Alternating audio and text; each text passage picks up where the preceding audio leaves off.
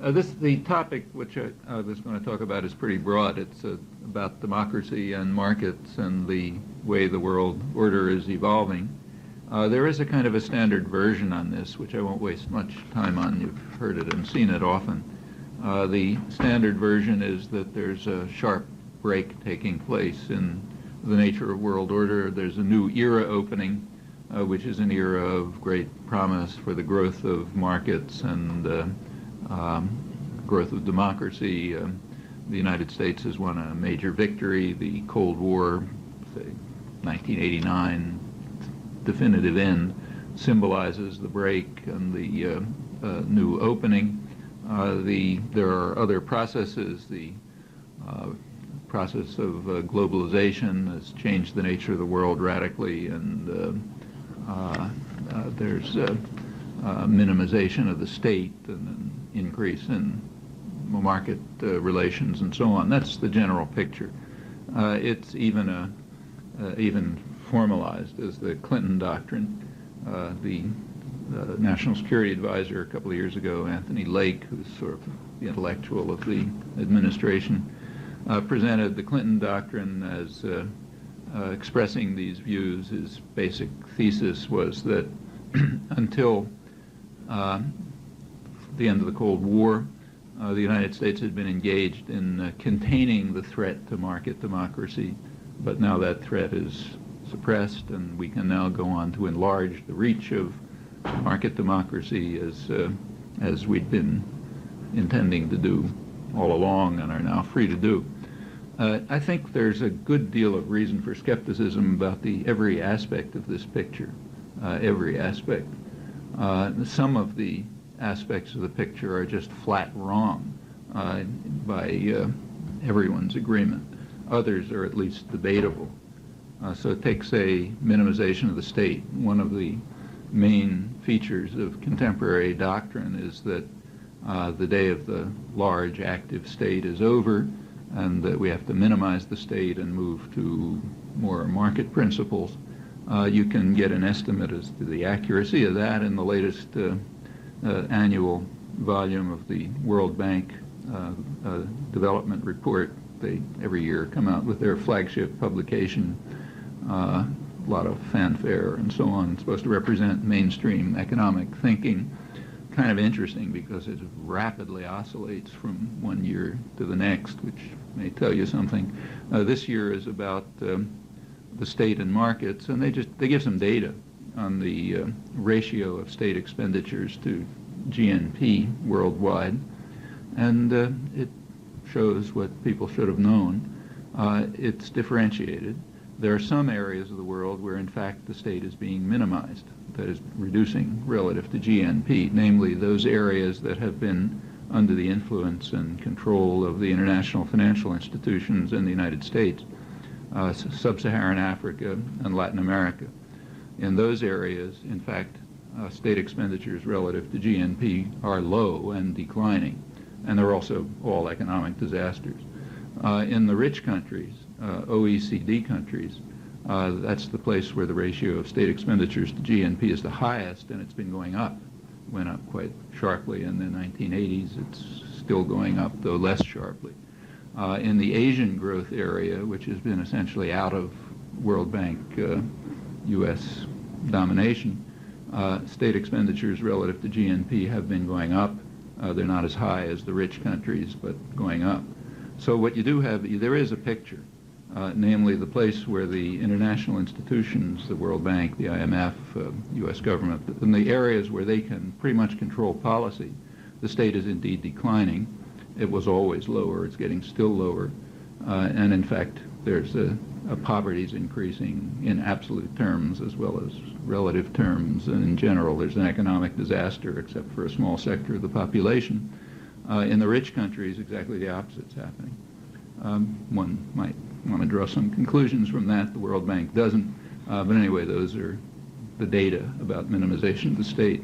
What about markets? Is this a period of growth of markets? Well, no, and in fact, it's known not to be. So if you look at the technical literature by international economists and so on, they point out I'll quote one of the major scholarly studies of this by an economist of the GATT Secretariat, that the last 25 years have been a period of sustained assault on free markets, led by the rich countries, the OECD countries, with the United States far in the lead. Reaganite anti-market measures, he estimates at about 3 times the level of those of other OECD countries, and they're very severe. This, incidentally, is quite well known. You read, say, the Foreign Affairs, a review of every year they have a review. The review of the decade in 1990 reviewed the last decade by their editor. You know, this is the major establishment journal. Pointed out that the Reaganites, I'll quote them, that the Reaganites had led the greatest swing toward protectionism since the 1930s. They had shifted the United States from being a supporter of multilateral free trade to being its leading challenger, and the facts do bear that out. The Reagan administration, in fact, essentially doubled protection for U.S. markets by one or another device. They were more protectionist than all post-war administrations combined, and in fact they boasted about this to the business community. They didn't keep it secret. That's only one part of their radical market interference. They also poured state subsidies into high technology industry under the usual military cover, and in many other ways made sure that at least wealthy sectors in the United States weren't going to have to face market discipline. And that was part of a sustained assault against markets all over, from the rich countries all over the world. On the other hand, it is differentiated. The poorer countries, particularly those that were under the influence and domination of the international financial institutions in the United States, the ones subject to what's called the Washington Consensus, which tells you where it's coming from, they did indeed open themselves up to markets with consequences that you can observe. Mexico was the most recent example. Case after case is a disaster for most of the population, but it's true that markets have been increasing there. There is also further differentiation. The last 25 years have been a period of restrictive measures on trade, but great liberalization of finance. That's a radical change. That really is a change, and a significant change in world order, but it didn't have anything to do with the Cold War. It took place starting 60s, but radically in the early 1970s, and that led to huge changes. So for the first time in modern history, financial flows have first of all been astronomical and very rapid, and also essentially uncorrelated to the real economy. So before this period, say 1970, about 90% of the capital interactions in foreign exchange were related to trade and investment, that is, the real economy. About 10% were speculative. By now, it's about 5% related to the real economy and about 95% speculative. The speculative flows are extremely rapid. About 80% of them have a turnaround time of a week, and most of that is a day. Some of it is even minutes, and it's astronomical. It's just shot out of sight. By now, it's over $1 trillion a day, totally, outweighing the resources of even rich countries, even the European Union, and so on. So that's a big change. And that liberalization of capital has increased, but restriction on trade has increased along with it. That correlation is well known. It's not a perfect correlation, but it's a relationship. In fact, the whole post-war economic system was built on that relationship. When the United States and Britain designed the post-war economic system back, 1945, what's called the Bretton Woods system, it was designed to liberalize trade and restrict finance. So the system that was designed by Harry Dexter White and John Maynard Keynes and the rest of them was designed specifically to try to increase trade. They thought that'd be a good thing, and in order to do that, to restrict capital. So their countries had capital controls. In fact, the OECD countries, the rich ones, maintained capital controls into the 1980s. There are countries that didn't, like Latin America. They're very free and open to international capital, and sub-Saharan Africa. So they have plenty of capital. They don't have capital controls, and you can see it. The famous debt crisis hit Latin America and did not hit East Asia, primarily for that reason. The capital flowed out of Latin America to New York banks and to London and so on. The rich people sent their money elsewhere, in other words, instead of investing it domestically. And the Latin American debt is not very different from capital flight. In other words, if they kept their money inside, the famous debt would barely be there. And that indeed is what happened in East Asia, which did have capital controls. It was understood by Keynes, White, and other designers of the world order from 1945 that these two things were generally an inverse relationship. As you liberalized capital, you tended to restrict trade, and conversely. And that remains true. Generally speaking, it's been true the last 25 years. Very radical liberalization of financial capital and a period of restrictiveness of trade. Even the so-called trade agreements are in fact not free trade agreements. They have very severe protectionist elements. I'll come back to that if there's time. Anyhow, the first picture about minimization of the state is true in a very differentiated fashion. It's not true for the rich countries, it's not true for East Asia. In fact, the opposite is true, but it is true for the poorer countries, and increasing for the poorer countries. And that, in fact, is part of the Washington Consensus. That's part of what's imposed on them.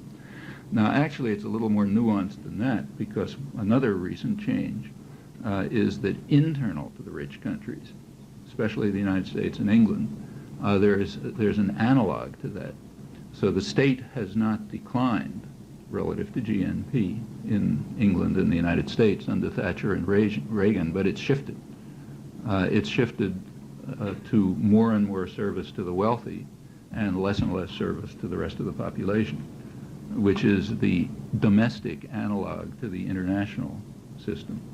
So yes, there is liberalization for the poor, like, 7-year-old children have to learn responsibility and, get out of that cycle of dependency and face market discipline and so on, but not rich people. They have to be protected from market discipline. They have to be protected by socialization of risk and socialization of cost, along with, of course, privatization of profit and management, but they don't want to face, they have to stay on the cycle of dependency. And that's become very striking in the Reagan and Thatcher years. So after 17 years of Thatcher, state expenditures relative to GNP were exactly what they were when she came in. But the shift in the way the state was functioning was quite substantial. So there was a very sharp increase in poverty, an increase in millions of children in poverty, hunger that hadn't been seen for 50, 60 years, childhood diseases that had been declining and essentially overcome are now back. And it's a kind of a Dickensian picture. At the same time, state expenditures are being used to, in fact, illegally, they keep having scandals to, subsidize aerospace exports and so on and so forth. That's a shift. Same here. I mean, we're all familiar with it, so I don't have to talk about it. But there's been a very sharp shift internally in the United States. In fact, you see it quite strikingly by looking at, everyone knows that, should know at least, that the United States has by far the highest level of inequality of any industrial society. And in fact, it's been, after having declined from about 1945 till around 1970, it's been increasing, and it's now back to what it was around the 1920s, and still going up. But that picture is not, it's true, but it's, again, good to disaggregate it, break it up into its components.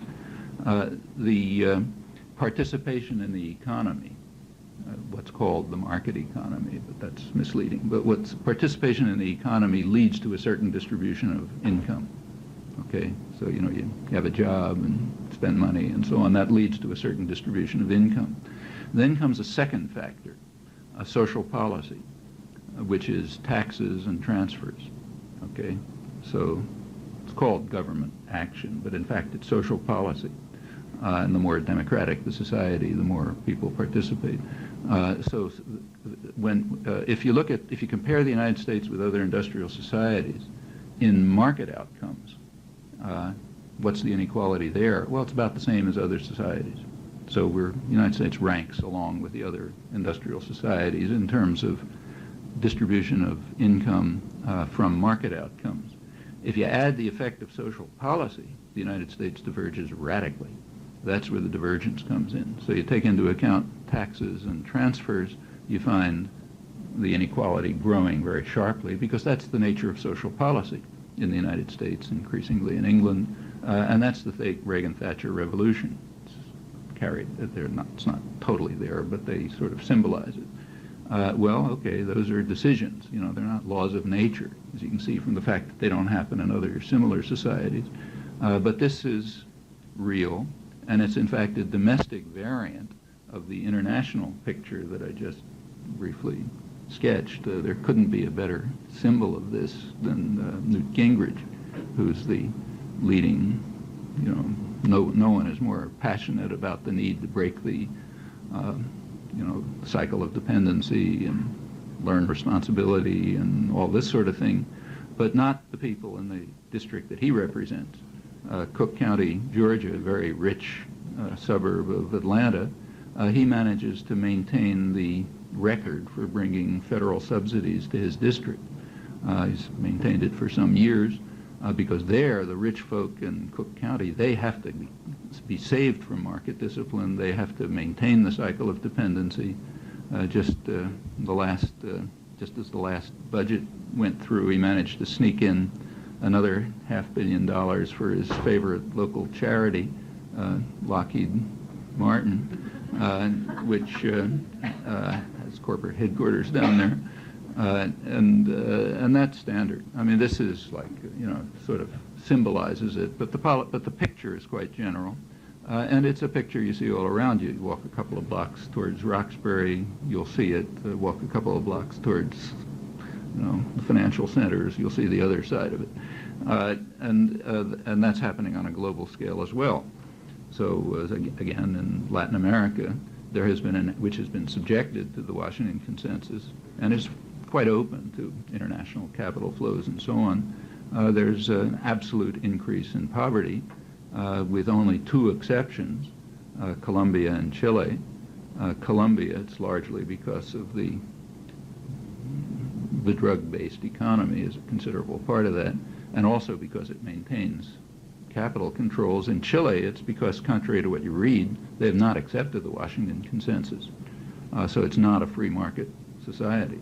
They, for example, do impose controls on short-term speculative capital flows, and in fact, their major export, copper, most of it comes from a nationalized company, which is quite efficient and so on. So they've managed some sort of nuanced form of development, whatever you want to call it, and though they're not tigers in the Asian sense, they're not disasters in the Mexican sense.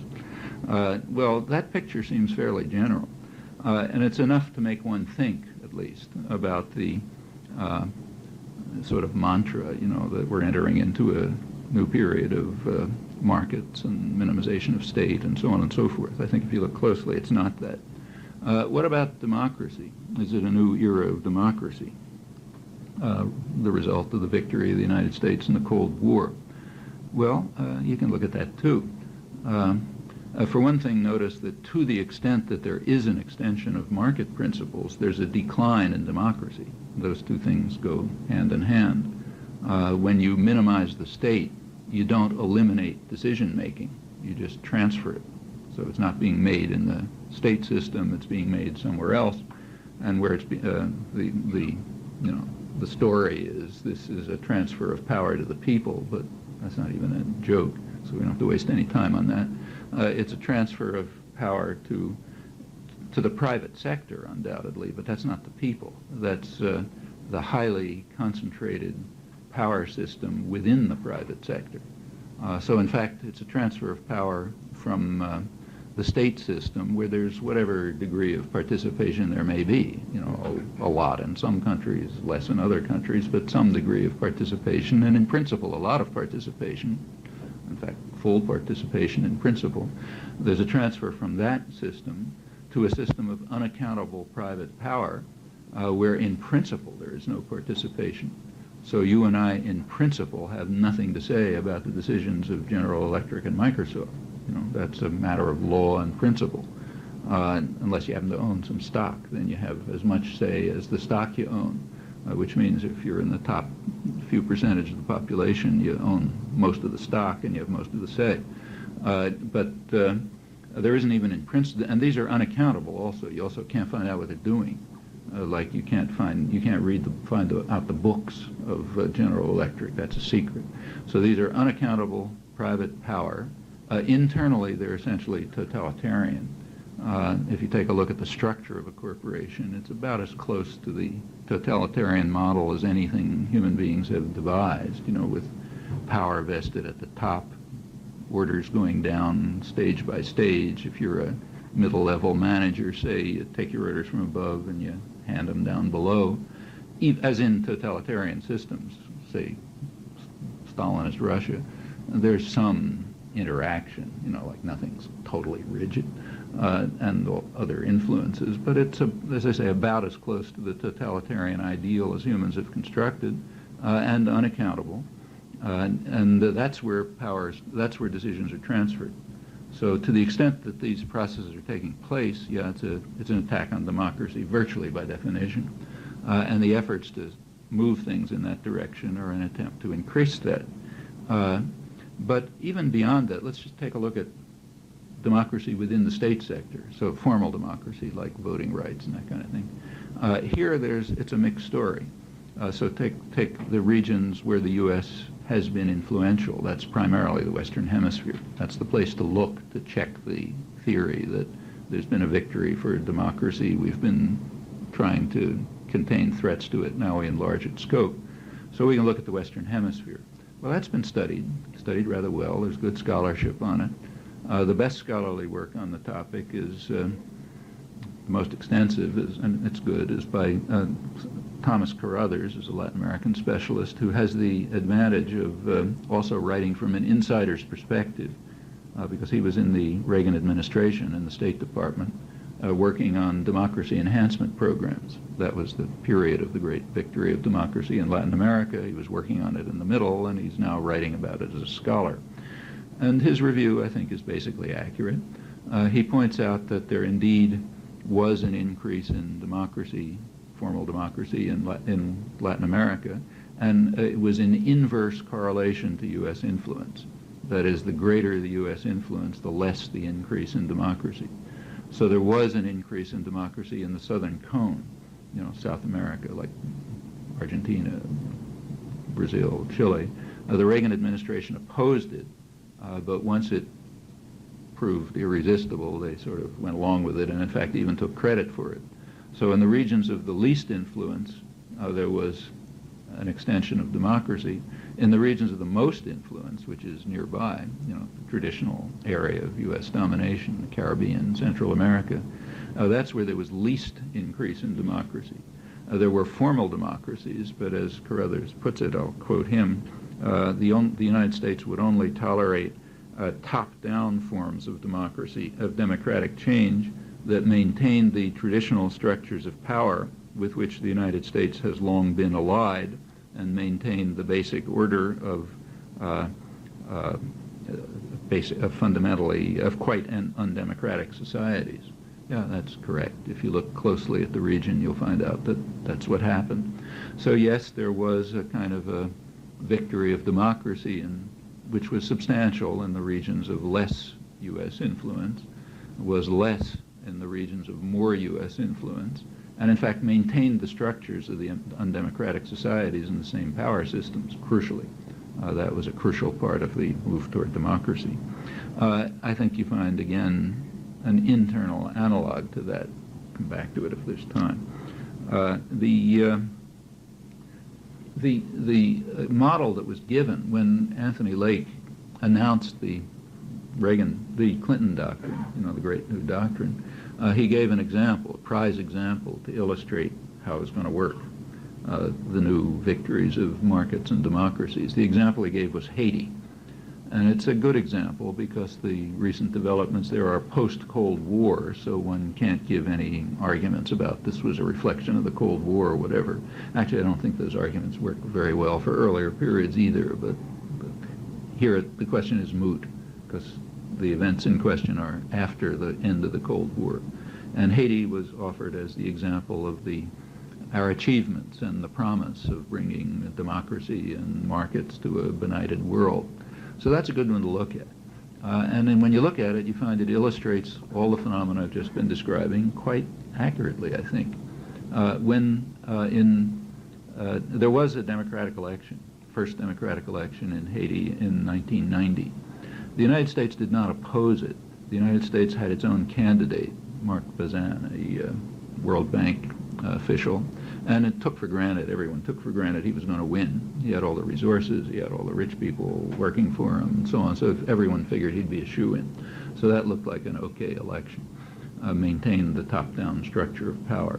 Well, to everyone's surprise, he didn't win. In fact, he got smashed. He got 14% of the vote, and 2/3 of the vote went to a candidate nobody thought about, namely Jean-Bertrand Aristide, who was supported by something that no one had noticed, namely a huge popular grassroots movement in the peasant society and the urban slums. Nobody pays any attention to those people, but they had been developing lively organizations and grassroots movements and so on, and a very vibrant civil society, sufficient so they even swept their own president into office with 2/3 of the vote and no resources. That's pretty remarkable. In fact, that is probably the most dramatic victory of democracy in the Western Hemisphere in quite a long time. In fact, maybe ever, you could argue. Or not just the Western Hemisphere. It was a pretty dramatic event, rarely takes place. And that was an election, real democratic election, post-Cold War. The United States did react. It was extremely hostile. The United States moved at once to undermine the democratic government, cut off aid, except for opponents of the president, supported business elements that were trying to undermine him.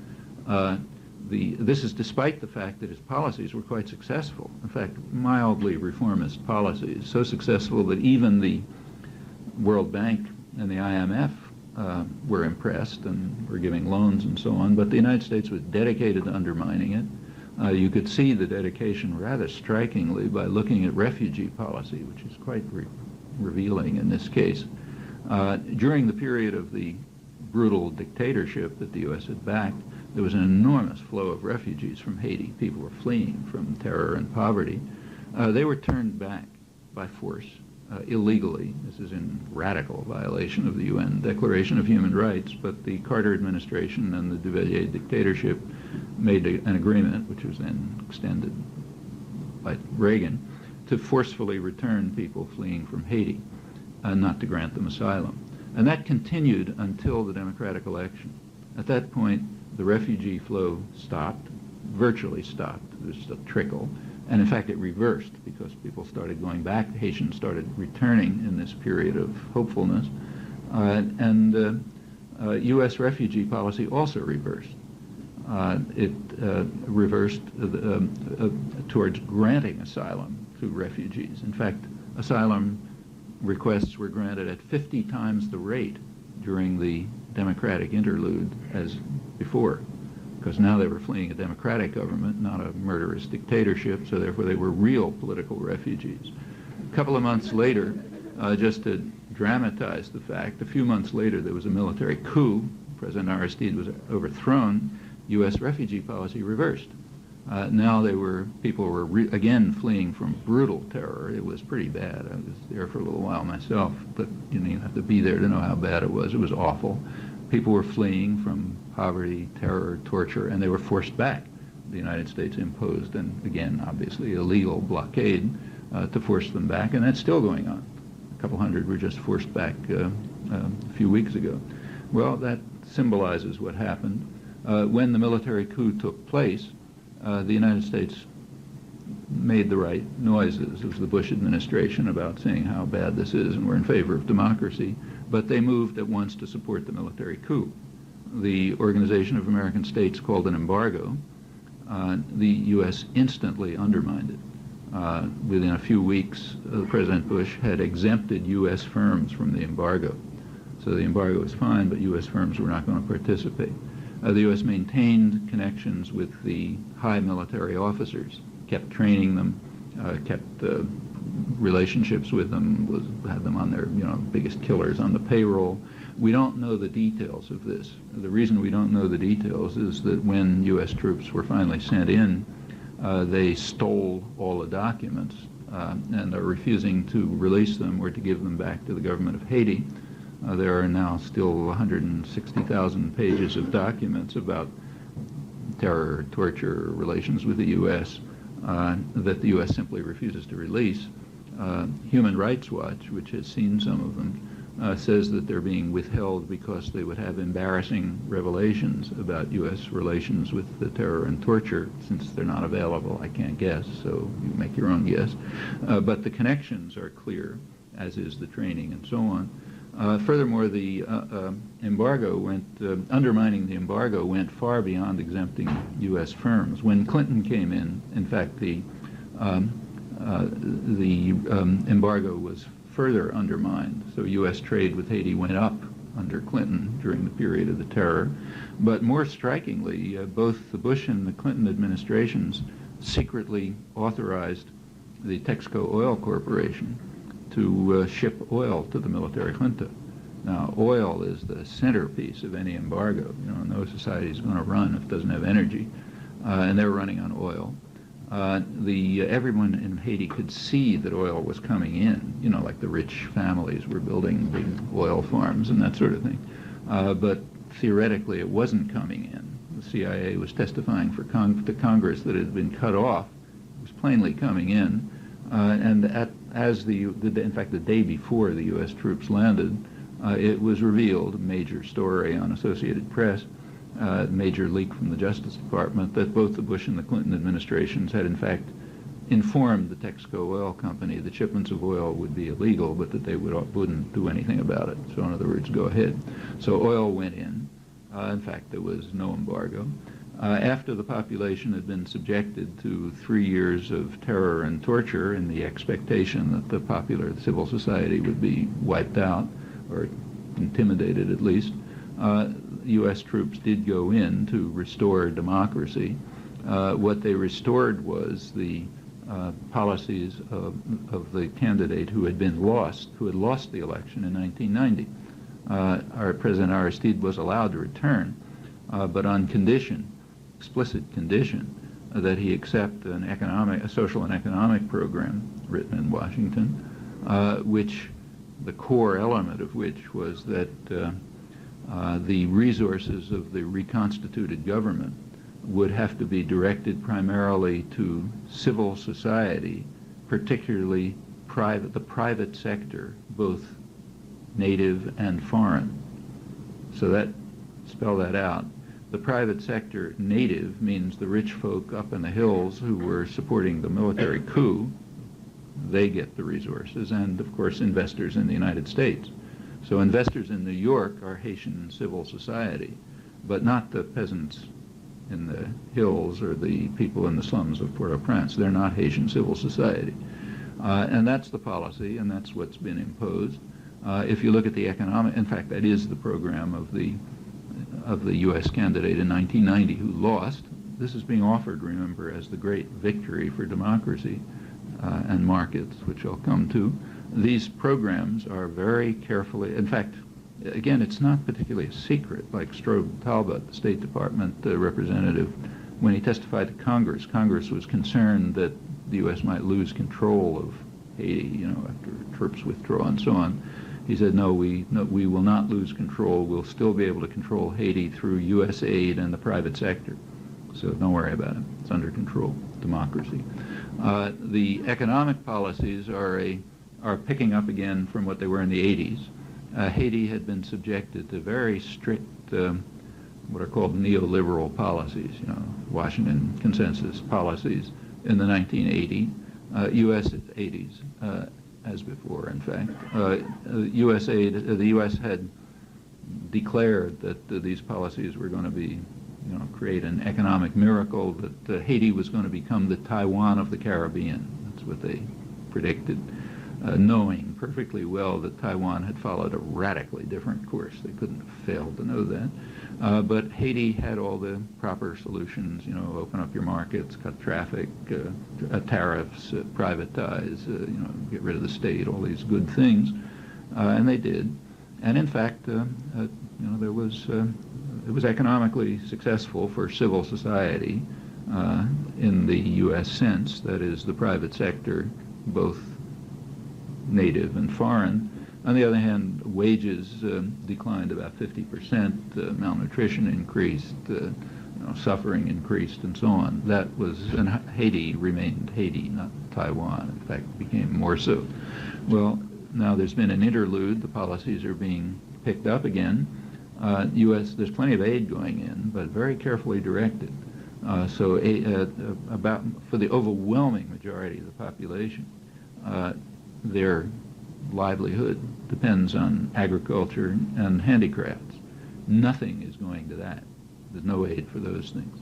Aid is going to the export sector, the assembly plants, kind of maquilas, the foreign-owned assembly plants, where they pay ridiculous wages. I mean, indescribably low wages, have horrendous working conditions, mostly women.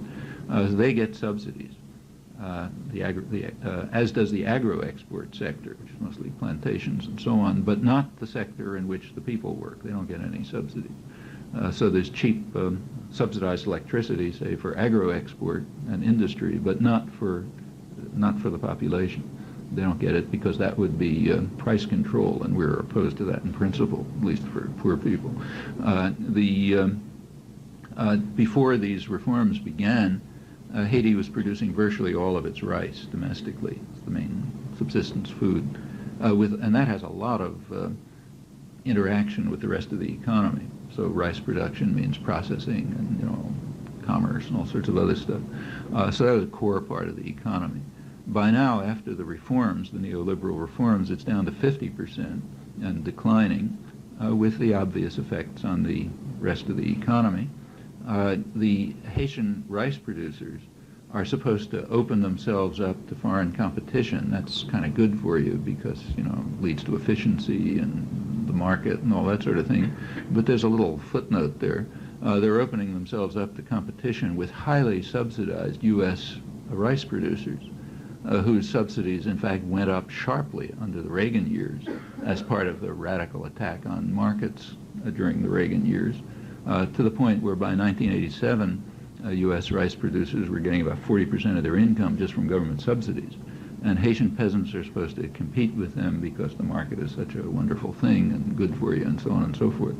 Well, remember, I didn't pick this example. This is the example that's chosen to be the prize example of the victory of markets and democracy. And in fact, it tells you a lot. It tells you a lot about markets. Market discipline is for poor people, not for rich people. They need the protection of the nanny state and get it. Democracy is okay as long as but it's not assessed by process. It's assessed by outcome. So it comes out the way we want, leaving top-down societies with the power structure intact, then it's okay. But if it comes out the wrong way, like if the wrong people happen to organize and develop their own policies and programs, then no good. Then you have one or another method to get rid of it. Well, I think that's what we really find when we look at the examples that were chosen, and they're revealing. Let's look a little further at democracy. There's a long tradition of American democracy, and it's worth remembering what it was. The United States is the country to look at if you want to understand what modern industrial democracy means. It is, it's fair to call it the most free country in the world, the most democratic country in the world. It has the most stable, long-standing democratic institutions. They go way back. They've been resilient and so on. So it's about as good a model of the ideal case, if you like, of capitalist industrial democracy, and therefore worth studying quite carefully. I mean, quite apart from the fact that we happen to live in it, so we're interested, and it's by far the most powerful country in the world, so it matters a lot what it's like. And it's an interesting history. You should study about it, in my view, in junior high school, but at least in, graduate school political science courses, but it's not really much studied. The place to look at the nature of American democracy, the obvious place to look, is in the Constitutional Convention. The debates on the Constitutional Convention, which laid out the framework of what became American democracy, and they're interesting. They're not much read. What people usually read is the Federalist Papers. I'm sure you've read those. But the Federalist Papers are a misleading source. The Federalist Papers were propaganda, remember. They were written in order to convince the public, who didn't like what was happening much, to convince them to accept the new constitutional system. So when you read the Federalist Papers, you're reading a kind of a watered-down version, a prettified version of the thinking that was going on. In the debates on the Constitutional Convention, it's much clearer, and they're interesting. The main framer, as you know, was James Madison, who was at the sort of libertarian end and a very intelligent and lucid analyst and exponent of his views, and his views largely prevailed. I mean, there was very little opposition to them at the end. He was quite clear on what he was doing. The model that everyone had in mind, of course, is England. That was the most democratic existing society of the day, so they were sort of, and the one, their mother country. So they're asking, well, what about the British parliamentary system? And there were debates about whether to accept it or modify it or whatever. Madison pointed out that the British system would have problems if they transferred it over here, and that is because the United States, they did want to make it, he and the other founding fathers, as they're called, did want to make it a more participatory and democratic society. But he said a democratic society has a serious flaw.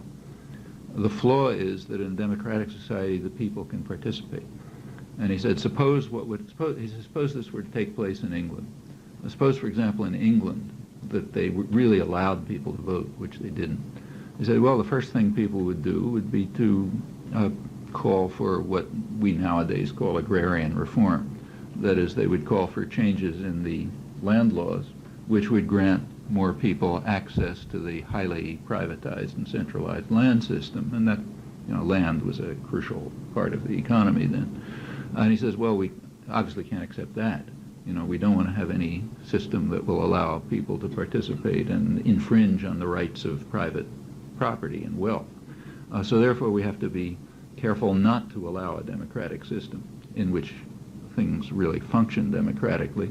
We have to design a system in which power is in the hands of the wealth of the nation, I'm quoting, the more capable set of men, those who are sympathetic with the rights of property. Okay, they must have the power, and the rest must be dispersed and factionalized in such a way that they don't really interfere with the rights of power.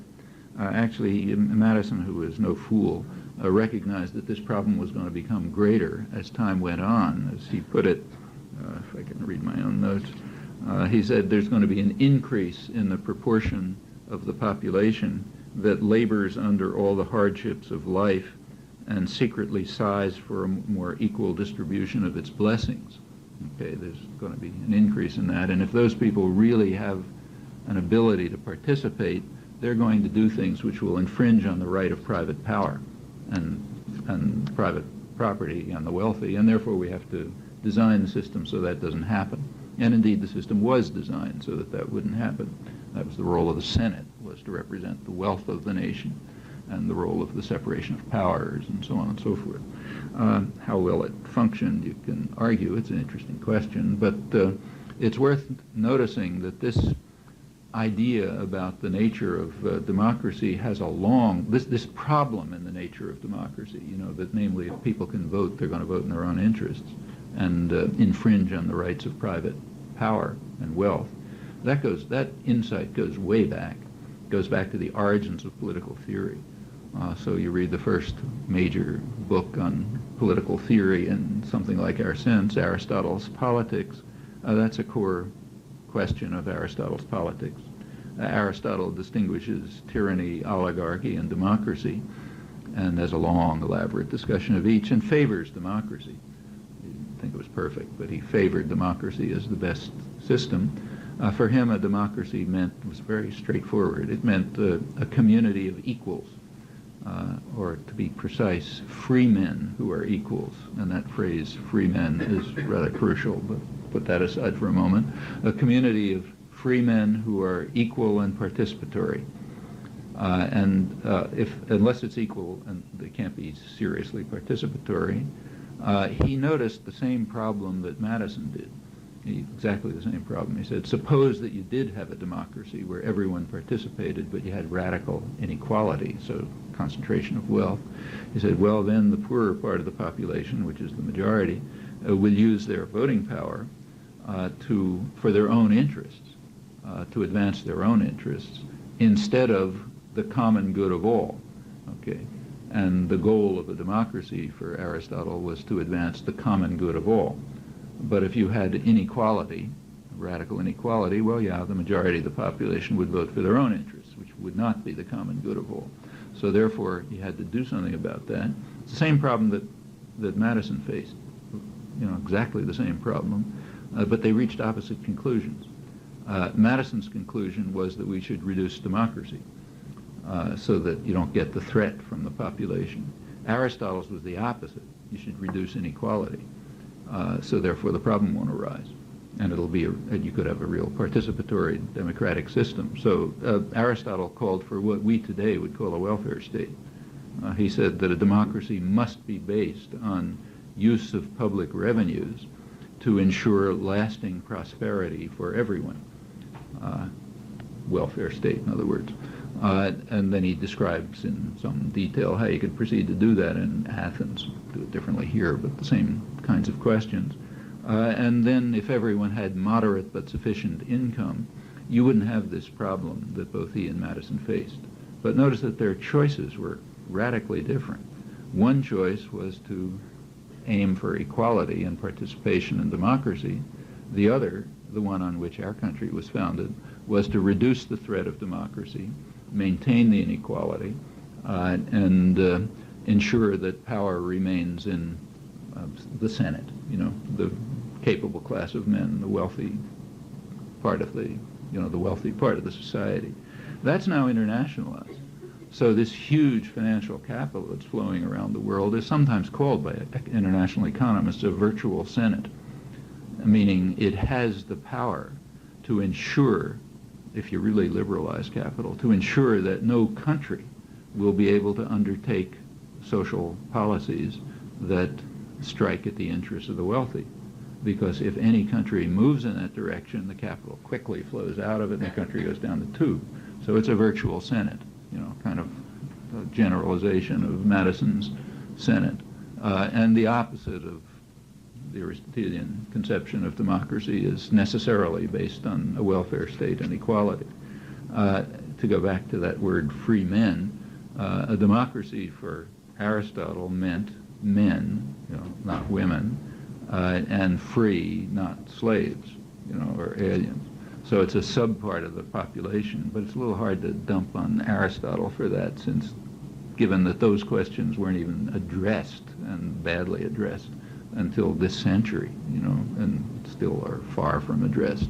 But that's a significant qualification. But the principles are there, and they come right up to the present. It's also been understood, by now this battle, sort of struggle up and back between the two conceptions of democracy is a large part of modern history, major theme of modern history, runs right through the 19th century. It's hard to remember now, but in the 19th century, which was a rather anarchic period in the United States, it was quite generally assumed that you not only had to have an equal and participatory society, but that even wage labor was an intolerable infringement on human rights. That wasn't a radical position. That was the slogan of the Republican Party, for example. You could read it in the New York Times editorials in 1870. It was the slogan under which many Northern workers fought the Civil War. It was Abraham Lincoln's, position. Wage labor is not very different from chattel slavery because it's a fundamental infringement on rights. It was the major theme of the working class press, which was quite lively around this area, run by women from the farms and artisans and so on. Their position was, look, if you have a democracy, the people who work in the mills have to own them, and you have to move towards real participation and direct control and so on. And that remained major themes of perfectly mainstream U.S. thinking right up until the corporatization of America about 100 years ago, when corporations developed collectivist legal institutions, as they were called, which got enormous rights, the rights of persons, but in fact well beyond persons because they're immortal and huge in comparison with persons. That was sharply attacked by conservatives, a breed that doesn't exist anymore, but did exist a century ago, people who really believed in classical liberal doctrines. They recognized that corporations were themselves a major attack on markets, and that also an attack on the natural rights doctrines on which, conceptions of human rights and liberty were developed. That was a big change, and it's again not graven in stone. These were decisions. Well, I haven't really even started on what I want to talk about, which is how all this looks in the modern world, and I'll stop. But let me just say that none of this is changing. It's all going on right today.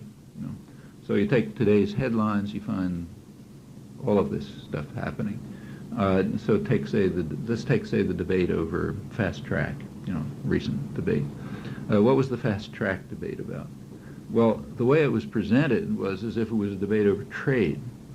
But that can't be right. I mean, it wasn't, the fast track legislation was not about trade. It was about who participates in deciding what kind of trade relations to make. It was about democracy. Fast track means no participation, right?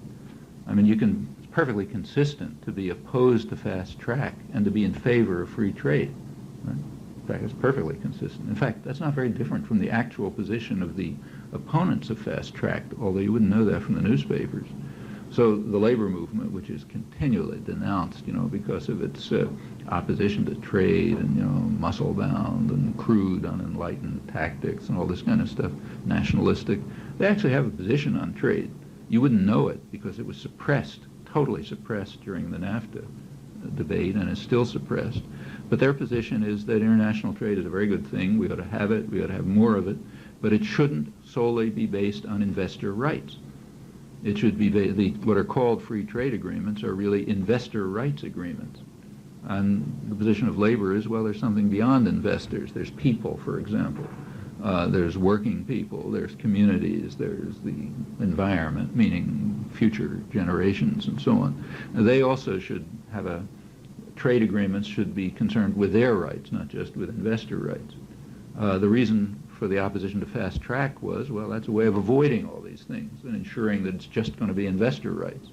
Because if it's fast track, no participation, just the more capable set of men deciding on their own without anybody bothering them, yeah, sure, it'll be investor rights, like NAFTA, which is not a free trade agreement. NAFTA is highly protectionist in many respects, and it's an investor rights agreement. That was the issue at fast track. You wouldn't know that looking at the discussion. But if you just think through the logic, it's kind of obvious. I mean, fast track in itself has nothing to do with trade. It has to do with decisions, right? It has to do with democracy. And the question is, should the population have some knowledge of what's going to hit them and some voice in determining it? Or should it be done behind their backs by the more capable set of men, the wealth of the nation, who will do it in their interests? That was the issue over fast track. And strikingly, if you looked at the discussion, you couldn't see that said, although it's not a deep point. I mean, it's like a superficially obvious point. Let's proceed. The crucial issue behind fast track, it's a fair speculation, since there's no discussion about this, so you can only speculate, but I think a very fair speculation is that the issue behind fast track was not whether Chile should be brought into NAFTA. Nobody cared much about that, including the Chileans. What they did care about was something else, which was unmentioned, and that's the multilateral agreement on investments. Now, that's no joke. There is a big investment treaty going on in secret. Crucially, it better go on in secret, because if people find out about it, they are not going to like it, you know. So it's going on in secret at the OECD, you know, Organization of the Rich Countries, and the World Trade Organization. It's been going on for about 2 years now, being negotiated. At the World Trade Organization, it's going to be blocked, probably. And the reason it's going to be blocked is that the third world countries have a voice, and they're not going to let it go through, it looks. India and Malaysia particularly have been blocking it at the World Trade Organization. But at the OECD, there's not going to be anything much that will block it. I mean, there may be reservations here and there, but mostly the rich countries are in favor of it, because what it is a super investor rights agreement. It gives investors rights that you can't imagine. For example, it would give investors, foreign investors or U.S. investors, the right to, say, invest, say, in this neighborhood without any concern for marketing restrictions, like are they selling hazardous goods, or where they put the factory, is it going to help deprived neighborhoods, are there going to be women participating, you know, anything, just about anything you can think of. Any condition that a community or a country might want to institute to determine how investment takes place, any social, environmental, health, other condition is ruled out.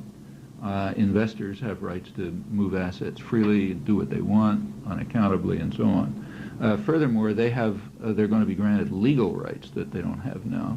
The right to sue in case they decide that something is an expropriation, that is an infringement on the rights granted under this treaty.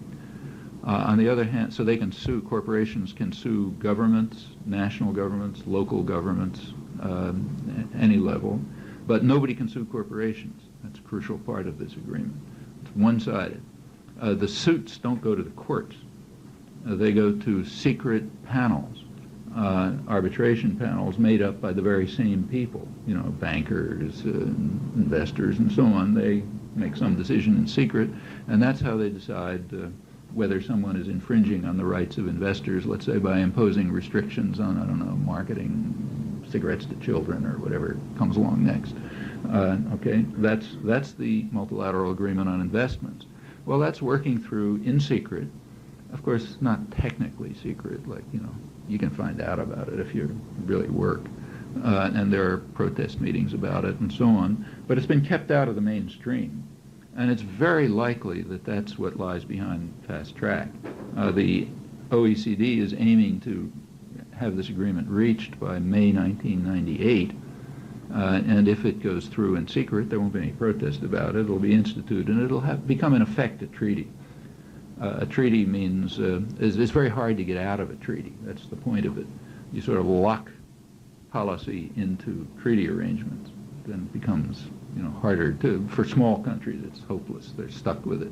Rich countries like the United States can do what they like, no matter what the treaties are. But it essentially locks them in. It's now conceded, incidentally, publicly conceded. The purpose of NAFTA was not to modify trade or anything like that, but it was to lock Mexico into the reforms, make sure they would never get, you know, they'd never be able to extricate themselves from the so-called reforms, which have been a total disaster for the overwhelming majority of Mexicans, but have led to a very substantial increase in the number of billionaires and have been very good for American investors and so on. So the idea is to lock them in, and the idea behind this treaty is to lock everybody into these arrangements.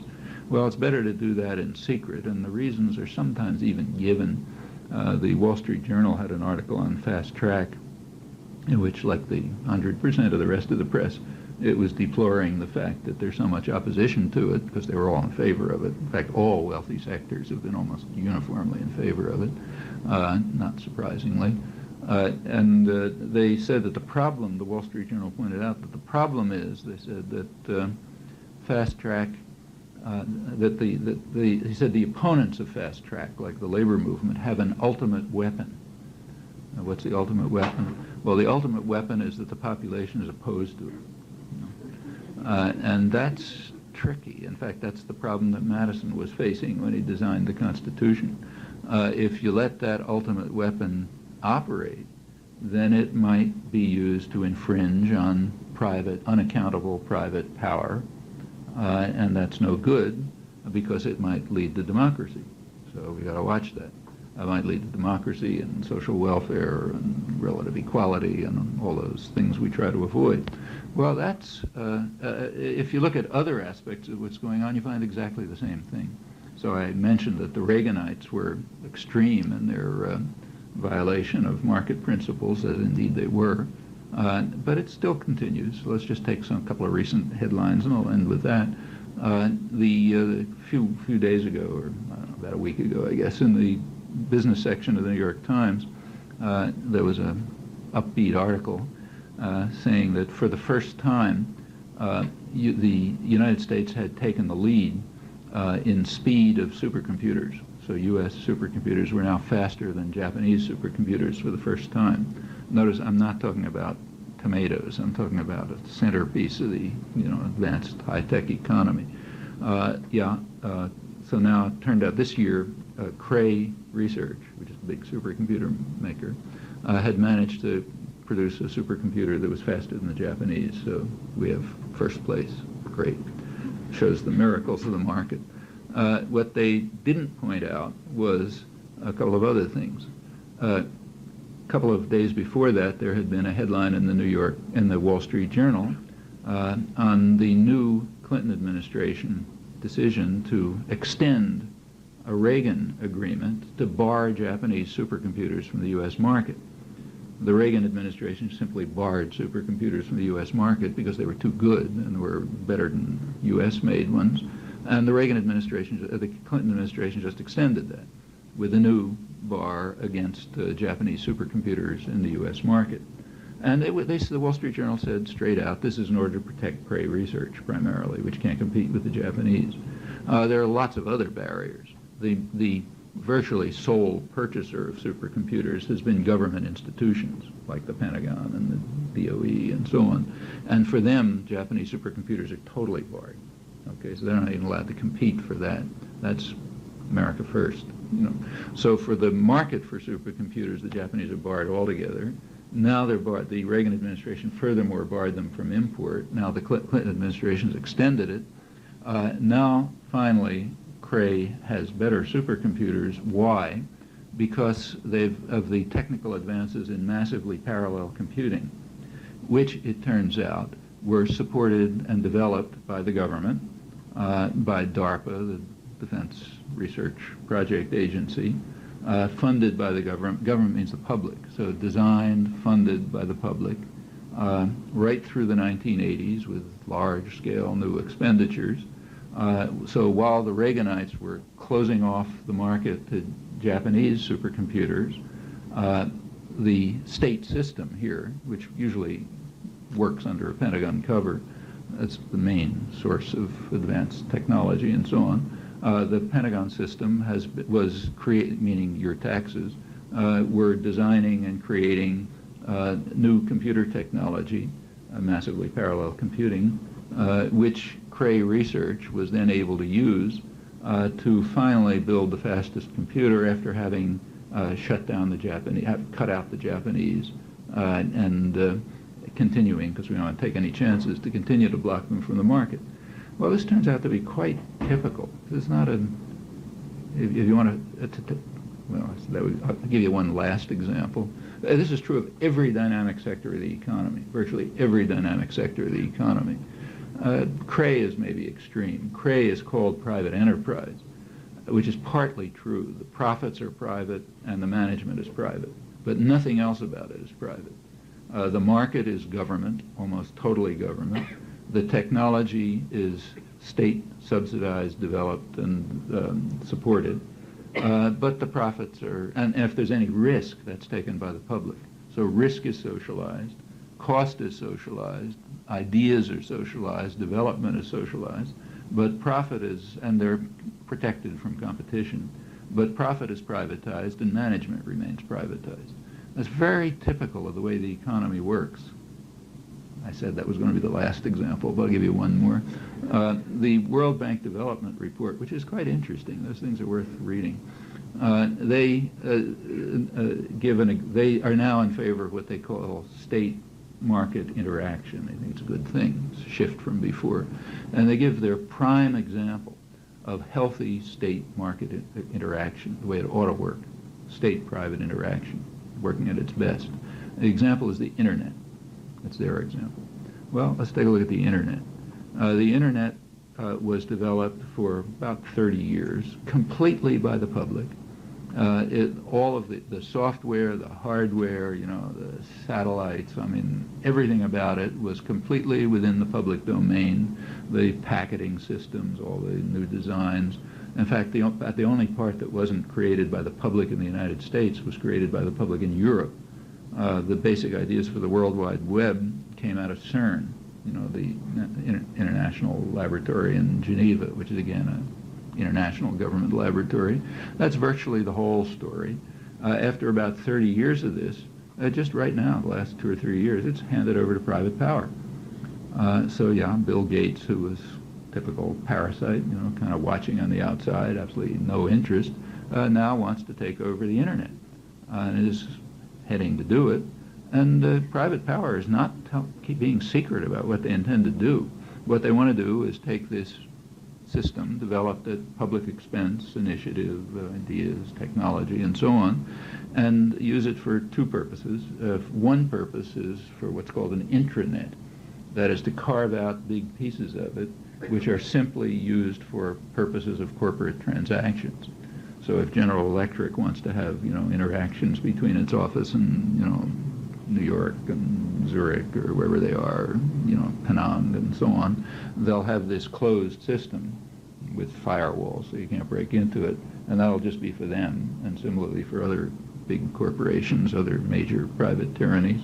So that'll be a large part of the public system, and the rest of it is supposed to be used as kind of like a home marketing service to try to turn people into passive consumers, you in the tube, that's the social unit on which society is constructed. So you don't have to worry about interacting, thinking people doing really bad things like those folks in the slums of Port-au-Prince a couple of years ago. But people will be passive and obedient and hooked on consuming for themselves and not caring about anyone else. And then you really won't have to worry much about the threat of democracy. At least that's the idea. Meanwhile, massive propaganda in the ideological institutions teaches you all sorts of mantras and so on and so forth. That's pretty much the way the story works, I think, at any point where you look at it in detail. So anyhow, my suggestion is take the slogans and look at them, take them apart, see what they actually mean when you look at them in practice. Where do they work? Where don't they work? How do they work? What are the results? I think you find a picture that's very, very different from the conventional one.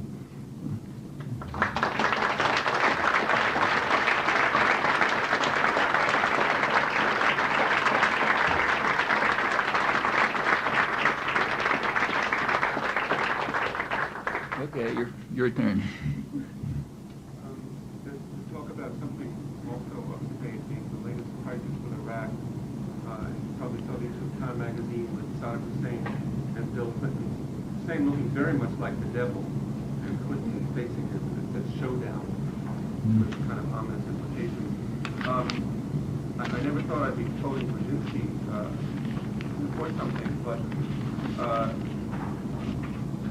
McLaughlin, of course, himself has been rather critical of the sanctions, in fact, even called them genocidal. Who called them that? McLaughlin report. Oh, the television, yeah. Conservative program, he was quite adamant about that and quoted figures that hadn't been quoted much in the media. Well, Brzezinski said, when he was asked about all these weapons, and he said, well, we fought the Cold War, and the Soviet Union had much more extensive weapons, and we weren't worried about that, and there's something called deterrence, which prevents countries from using these weapons. So I don't see why we're so worried about it. Now, my question is, it seems to be something of a more rational theme than the hysteria that was whipped up in the media about this. So my question is, why are they so concerned about what's going on in Iraq right now? I mean, well, it's certainly not the weapons. That we can be certain about, because they had the same weapons up till almost the same weapons up till 1990, and they were getting them from us, and from England, and from Germany, and from France, and nobody was worried about him then because Saddam Hussein was a real nice guy. He was one of our major friends and trading partners. George Bush, the Bush administration was in fact getting around congressional restrictions to continue pouring aid and credits on their good friend Saddam Hussein. In some way, it's not just the weapons that they weren't concerned about, it's also the terror. Almost all of Saddam Hussein's a monster, but virtually all of his crimes were committed then. You know, the extra crimes during the invasion of Kuwait were very slight. Like the gassing of the Kurds, which now everyone is supposed to be angry about. You weren't supposed to be angry about in 1988 when it was going on, because then we were supporting Saddam Hussein. So it didn't matter if he was gassing Kurds, or the torture of dissidents and the rest of it and so on. That was all while he was our boy, you know. So it can't, we can rule a few things out. The problem isn't the weapons, the problem isn't the terror and the violence, it's something else. Well, you can even proceed further. Is it something that changed radically when he invaded Kuwait? Well, in a sense, yes. He disobeyed orders, and you're not allowed to do that. But did the United States turn against him when he invaded Kuwait? Well, you can check that out easily enough. The so-called war, I don't think it's a good name for it, but what's called the Gulf War, ended in early March 1991. Okay? At that point, the U.S. forces stopped fighting. Saddam Hussein didn't stop. He immediately turned to huge massacres. There was an uprising in the south of Iraq, Shiite uprising, with rebelling Iraqi generals, in fact, you know, trying to overthrow Saddam Hussein, popular uprising to overthrow Saddam Hussein in the south, right under the eyes of Stormin Norman Schwarzkopf, you know, U.S. Army sitting there, total control, you know, of everything. This uprising is going on. Rebelling Iraqi generals were pleading with the United States to just not to help, but just to allow them to have access to captured military equipment. U.S. refused, flatly refused. I refused to offer them any help whatsoever, sat by quite happily while Saddam Hussein massacred and suppressed the rebellion in the south. Towns like Basra were probably more destroyed by Saddam's attack, you know, under our eyes, helping him out tacitly, than during the so-called war. He then moved on. The same thing then happened in the north. There was a Kurdish uprising. Same thing. The United States stood by quietly. Something different happened in the north. There began to be some there was no publicity about the south. Besides, they were just a bunch of dirty Arabs anyway, so nobody really cared. The north was a little bit different. The Kurds are Aryans. And if you remember the television reporting, I don't know how well you remember that, but it was quite striking. I mean, television reporters would go and say, look what's happening to these blue-eyed, blonde children just like ours, you know, monstrous, and so on and so forth. And for whatever reason, partly just racism, partly other reasons, there was publicity going around about the massacres in the north. And the Bush administration was forced to take some steps. Didn't do much, but they declared a no-fly zone and, you know, did some things to terminate the massacres in the north.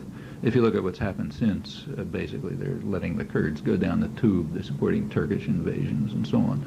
Well, that's Saddam Hussein. And in fact, if you go back to spring of 1991, for not just Brzezinski, but even the mainstream press was pretty straight about it. Thomas Friedman, who was the chief diplomatic correspondent of the New York Times at the time, and a Middle East specialist, he explained why, he's a sort of State Department spokesman in the New York Times, is what it amounts to. He explained why the United States was supporting Saddam Hussein as he was crushing the rebellions, and he said, well, we need stability. Everybody said that. The main thing we need is stability. You know, it's a good thing. What does stability mean? He says, well, the best thing, what the United States would really like, he said, is this is virtually a quote, is an iron-fisted military junta which would rule Iraq the same way Saddam Hussein did before he stepped out of line. That would be the top priority. But we can't quite get that because it's kind of embarrassing to have Saddam Hussein there. So the next best would be to have an iron-fisted military junta which would rule Iraq the way Saddam Hussein did, but with somebody else doing it. Well, we couldn't quite get, that's what we're going to try to get. And the worst thing that would be possible would be a democracy. In fact, right through this period, the U.S. was refusing, and to my knowledge still is refusing, to have any contact with Iraqi Democrats. You take a look through the whole period of the build-up to the Kuwait War, the Gulf War, and huge publicity and everything. Ask yourself how often Iraqi Democrats appeared in the United States press. I'll give you the answers. You don't have to bother looking. 0. There are plenty of them. The first break and it's not that they were kind of dangerous radicals or anything. They're mostly conservatives. So the head of the Iraqi Democratic Movement is a London banker, Ahmed Chalabi. He finally was allowed an op-ed in the Wall Street Journal. I think it was around April 1991, after the war was over. I think that was the first break. And the State Department was saying straight out when asked, we will not have contact with Iraqi Democrats because that would be interfering in the internal affairs of Iraq. And, we don't do things like that. I mean, and so whatever is going on, it's none of these things. So what is going on? Look, Saddam Hussein broke rules. One of the rules of world order is you do what you're told. Okay? You want to murder Kurds, murder dissidents, crush Shiites and so on, that's fine because we're in favor of that.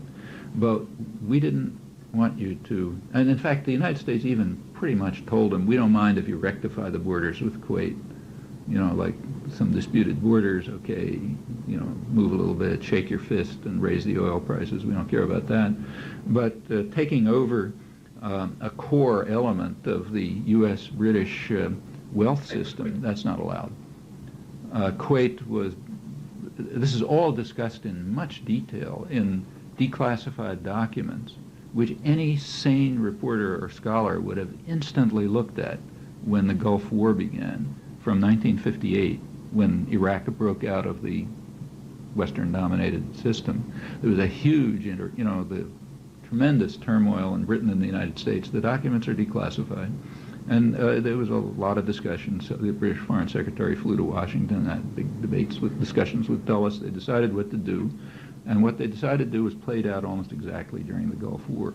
They decided that the British Kuwait was then a British colony. They said they should give Kuwait nominal independence because that would cut back the threat of nationalism, of independent nationalism. They were afraid that Iraqi nationalism was Nasserite, it was part of the agenda. They didn't worry about the communists. There was kind of a growth of radical Arab nationalism in the region, which couldn't be allowed to spread. They then decided that if anything, Kuwait is a major source for British wealth. The Kuwaiti investment councils in London, the whole way the Middle East oil system works is that the profits from oil have to go to the West. They're not allowed to go to the people of the region. And the role of the ruling elites is essentially to ensure that those profits go to the West. Britain, which is the junior partner, gets Kuwait and a few other small places. The United States, the big guy, gets the big one, like Saudi Arabia. The profits come here. But they concluded that Kuwait should be given nominal independence. And if anything happens, even internal to Kuwait, which affects British domination, U.S.-British domination, Britain, and with U.S. backing, should ruthlessly intervene to suppress it. And the United States would do the same in the rest of the Arabian Peninsula. So if anything disturbs this arrangement, we will ruthlessly intervene to break it up and restore order in our terms. That doesn't matter whether it's internal, external, anything. Incidentally, no Russians. They made it very explicit there's no Russian involvement. Well, okay, that happened in 1990. So Iraq went too far. They didn't just rectify the borders, but they took over Kuwait, and the U.S. and Britain ruthlessly intervened to restore the status quo ante. Now Saddam Hussein has to be punished because you don't get away with that. Of course, the punishment doesn't affect him. It's, what was called genocide. And in fact, nobody knows the details, but the Western estimates are that maybe 500,000 or more children have been killed, and probably 1 million or more people by the sanctions, which have only strengthened Saddam Hussein, because they've undermined any possibility of popular reaction to him. And if there's any democratic movement that's going to try to overthrow him, that'll probably continue to be opposed by the United States. There are other things going on too. Oil prices are fairly low at the moment. In fact, gas prices at the U.S. pumps are now lower in real terms than they have ever been since 1950, believe it or not. The price of a gallon of oil is less now than it was in 1950. Not numbers, but real numbers. The U.S., it's often said that the U.S. wants to keep the oil price from rising, but that's only half true. It also wants to keep it from falling. Oil prices have to stay within a certain range. You don't want to go too high, because that's harmful to the Western industrial societies, but you don't want it to go too low, because that cuts into the interests, to the profits for the energy companies, which are mostly U.S. and secondarily Britain. And that's a big flow of capital to the United States. Furthermore, the profits from oil, like Saudi Arabian princes and so on, make a lot of profits. That usually ends up in the U.S. Treasury. I mean, it's either in Treasury securities, or in purchases of weapons, or in huge construction programs for Bechtel or something like that, or just in U.S. and British banks. So the oil price has to be kept within a certain range. And policy has largely been designed to sort of keep it there. If Iraqi oil started flowing into the market, the price would go way down. I'm speculating, because of course these are unaccountable systems. They don't tell you what they're doing, and they never release documentation. It's not like a government, which maybe 30 or 40 years from now will tell you something about what it was doing. This is pure secrecy. These are tyrannies. But it looks like that's what's happening. That's my guess. So how exactly do you punish a person who you need to ensure the stability that you want in the area? Because they're still hoping for the first best option, an iron-fisted junta without Saddam Hussein. And, maybe that'll come along. Maybe some other thug like him will overthrow him, Going back to your conversation at the beginning about trends, we might stress about things that are very involved in society. I was wondering, you mentioned that that's sort of undermining democracy. To the extent that it happens, I don't quite see the relation or the connection between democracy and running a state airline or utility company. Maybe you can expand on that. Oh, sure. I mean, if there's a state airline, who's running it? Well, the people of the country are running it. Okay, but that's democracy. Yeah, in fact, whether the people of the country are running it or not depends on what kind of a state it is. To the extent that the state is democratic, which is, it's not a yes-no thing. It has a lot of dimensions and it varies. But to the extent that the state is democratic, public institutions are influenced by, or their policies are determined by, the public. Kind of like a triviality. The argument is if they are transferring management, that there are some improvements that ultimately the public will benefit. Sure, but that's like saying we should try to get Hitler back, because in a totalitarian state run by Hitler, there were plenty of benefits. In fact, Hitler carried out a social revolution. Germans were much better off than they were before. He was the most popular leader in German history right through the 1930s. If he'd been killed in 1939, he would have gone down in history as one of the great leaders of Germany. Yeah, Stalin also was a brutal dictator, but he industrialized Russia. Russians were a lot better off than they had been before, the ones who survived, and most of them did. And in fact, he was pretty popular, Yeah, it's certainly true that there are times when brutal totalitarian dictators do bring about improvements, and that could be true of private tyrannies too. On the other hand, you should also ask yourself whether it's true. I mean, is there evidence, real evidence, that transferring management from public control to private control increases efficiency. That's a little tricky, because when you begin to look, you find a lot of other things. For example, what you find is that in places where the society sort of functions kind of more or less honestly and well, say Sweden, or Chile for that matter, public institutions are pretty efficient. So there is no pressure in Chile to privatize the biggest exporter, because it's very efficient. Where there's pressure to privatize, it's usually coming from private power, okay, not on grounds of efficiency. And in fact, if you look at the effects, it's very unclear what they are. So take, say, the Brazilian steel industry. It was nationalized, always ran at a loss. Okay, so it looks inefficient by some measure.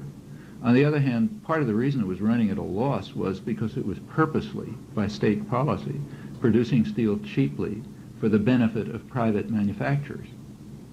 So it was a public subsidy to private manufacturers, which made the steel industry look inefficient, right? But for the economy, it might not at all have been inefficient. And when you proceed, that's what you find. So like in England, which is, a modern country, they privatized the water system recently. And by economists' measures, it's probably more efficient. On the other hand, people aren't getting water. Poor people don't get water, Yeah, in fact, that's efficient. Like if you had only one, if you were put in charge of the water distribution system, and you're an automaton, all human feelings are gone. Your only interest is maximizing profit. Well, you know perfectly well what you'd do. You'd cut out water altogether for people who can't pay for it, or are sort of not in some dense area which has a lot of money. Why should they have water at all? After all, they can go walk somewhere with a bucket on their back and get water. That's probably better by the macroeconomic statistics. So it's more efficient. And in fact, case after case, when you look at privatization, you find an extremely mixed picture. What you usually find is transfer of costs to the public. So take, say, privatization of roads. Well, privatization of roads would mean you'd pay tolls if you're rich enough, and you'd go on nice highways. And if you're not rich enough to pay the tolls, well, find your way down a dirt rut somewhere. The total, the economy might look much better. Gross national product would go up, macroeconomic statistics would look good. For most of the people, it'd be terrible. It's forced on them from the outside. And it might be a good thing or it might be a bad thing, but you have to look at the cases. So, for example, just recently, Brazil privatized the Vale, big, huge industrial mining conglomerate. They sold it off to private power. Well, that's a large part of the future of Brazil is there. Brazil has plenty of resources. There was an analysis of Vale done by, there were two analyses of the value of it. One was done by Merrill Lynch. That's the one the government was using. Merrill Lynch also happens to be, the agent for a lot of the private purchasers and purchases and so on. Another was done by the engineering department at the Federal University in Rio. Good, serious people. I know some of them. I was down there about a year ago talking. Very serious industrial engineers and those people. They gave an evaluation of Vale which was far higher, taking into account future needs, what would iron and gold and so on be worth 20 years from now to the people of Brazil and so on. Those considerations weren't taken into account by Merrill Lynch, of course, but they're real. It was sold off, and now private power will make the profit. I can just tell you this much. If you take a look at today's rich countries and today's poor countries, first world and third world, go back a couple hundred years, you find they weren't very different. In fact, India was the commercial and manufacturing center of the world in the 18th century. As late as the late 19th century, the British were deeply concerned by the fact that British textiles couldn't compete with Chinese textiles because they were much better and better done and so on. They changed. Egypt started to undergo an industrial revolution about the same time the United States did, with comparable prospects. They had their own cotton, big agricultural area, and so on. Well, you take a look at what happened since the 18th century. two regions have developed outside of Europe, the United States and Japan. They are exactly the two regions which were able to fend off European control. Okay, the U.S. separated itself. Japan was able to fend off European control. Japan's had the highest growth rate in the world since the Meiji Restoration around 1860. The United States grew very fast. How did they do it? Same way Europe did, by radically interfering with market principles. So from the very beginning, the United States was super protectionist, had massive, large-scale state subsidies and so on and so forth. Britain had done exactly the same. That's how it became the richest country in the world. Every other industrial developing country has done more or less the same thing. They use somewhat different methods. Like Japan happened to be much more liberal in trading than the United States was. But on the other hand, it had, more authoritarian internal systems, so they vary in one way or another. But invariably, I think there is no exception to this, they did it by sharp interference with market principles. What about the third world? They had what's called neoliberalism is not liberalism, and it's not new. They've had it rammed down their throats for hundreds of years, and that turned them into the third world. Well, one aspect of that is the kind of privatization which leaves power in the hands of usually foreign industry or their local counterparts. We've just seen it go on in Mexico. Mexico's had the biggest privatization in modern history in the last, actually the biggest privatization in history probably is the internet and the whole telecommunication system. Here is a system developed at public expense, which is being given, it's not even sold. It's not even privatization, sometimes they sell it for something. Here we just give it away, to private power. So that's huge privatization. But in third world countries, I suppose the main case is Mexico. And in fact, yeah, it's true, the Mexican telephone company and so on, they're getting privatized. And you're getting a couple hundred billionaires, service isn't improving except for the rich, getting a small number of billionaires. Wages and incomes have collapsed by, depends how you measure, but maybe 50% during the liberalization period. In 1995, right after the collapse, GNP went down by about 8 or 9%, still not recovering. Yeah, that's privatization. On the other hand, sometimes it might be the right thing to do. Like maybe it would be, but you need an argument.